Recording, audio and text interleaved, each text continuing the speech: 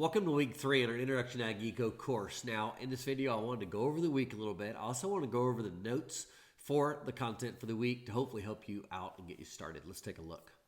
When you log into Blackboard, you're going to see a 10-minute video that really is a set of notes introducing the topic. You're also going to see the topic itself. So this is a chapter 2 section from a book that I had written that talks about this idea of understanding demand. Also this week, you're going to see a homework, which is due Friday. You can link to that homework here and are able to complete it using the notes and the video from the class. Now, I do want to open up this set of notes to go over that in a little bit more of detail with you. So let's take a look at what you're going to find in your week. Now, we'll move fast through this, but you'll be able to stop it and take a look at the notes. So this whole section is about understanding demand. As we move through here, we're talking about this idea of satisfaction, which we've labeled as an indifference curve. How indifferent we are is how we pick between two product choices. Now, in real life, we, of course, consume a lot more products. But to keep it simple, we're going to look at how demand works by looking at something called first an indifference curve. That is going to be about how satisfied we are to buy these products. And so again, using two products is just makes for an easy example. All right, the concept is an indifference curve, and we are looking at, let's say, having a barbecue, and we are going to buy beef and chicken. So the more beef we buy, the less chicken we buy. The less beef we buy, the more chicken we have to buy, and that is called an indifference curve. And you can see these are substitutions of products all along the way. Now, this is developed through survey work that companies do to try to understand people's buying habits and collecting this information, try to understand at a certain level of satisfaction, what kind of exchanges do people make. And so this simple example just teaches us the concept of a indifference curve. Things to note is this line is not a straight line. It's a curved line, meaning you don't ever substitute beef and chicken 1 pound for 1 pound. There's going to be a marginal substitution rate, a changing substitution rate. So that's why the line is curved. Now, if I keep moving through this concept, really you could end up with indifference curves all along this combination of beef and chicken. For example, this first curve, I1, has got different combinations, and point A or point B really is the same satisfaction. You're just swapping product. Now, point C is out on a curve that's further away from the origin. That does show greater satisfaction. So when someone buys more of a product and they're just buying less of another, their satisfaction really hasn't gone up. They're just trading their product. But if you really want someone to have a higher satisfaction, they buy not one product, but several. So if I move through, that's the idea of an indifference curve. Now, satisfaction is one thing, but budget is the thing that limits us. Because otherwise, I would just rather be way out here at point C and buy more of everything. I'll have a bigger barbecue. But the problem is, I have an amount of money I've got to live within. So the idea is that you're going to this store and you're buying not just hamburgers and chicken, but you may be buying chips and hot dogs and other product. So there's a lot of different things that factor into our budget. But again, let's keep it simple. All right, let's do an example. $40 to spend, beef costs $5, chicken costs $5.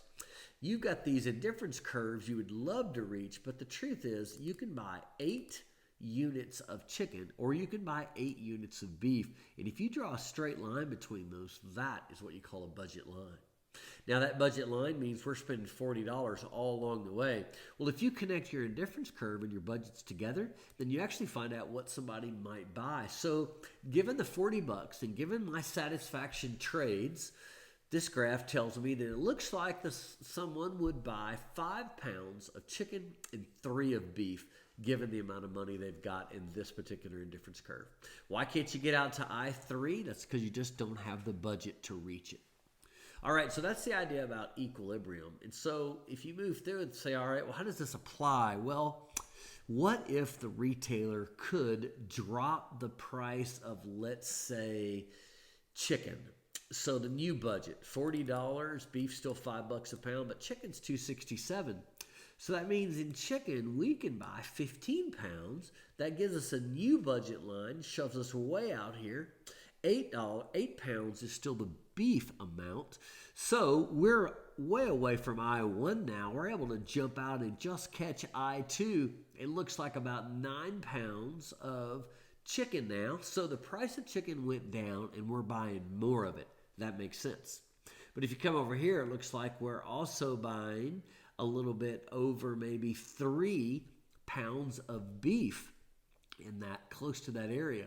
And so I did the math for us. That's 3.2 pounds of beef at 9 pounds of chicken. So the important thing about that is with 3.2 pounds of beef times 5 and 9 pounds of chicken times the 2.67, it's got a total to spend the $40. And that's the example that you want to do in the homework. All right, so we move through here and there's a little summary. Situation 1, it looks like about $5 for each one of those gives you 3 pounds of beef and 5 pounds of chicken. But if you drop the price of chicken, now beef stayed the same, you drop the price of chicken, that's going to give you more pounds of chicken, but also it's going to give you slightly more pounds of beef. So this starts to kind of give us some insight into, as the price of one product changes, that actually changes the price, the demand of other products. And that's the idea of indifference curves and budget lines. So if you kind of move through here and say, all right, you know what, let's just talk about demand, because we're trying to understand demand for chicken. So forget beef, even though it's got a relationship, forget it now. So the idea of what we tested, $5 will get you 5 pounds of chicken in the demand and budget, indifference curve budget line situation.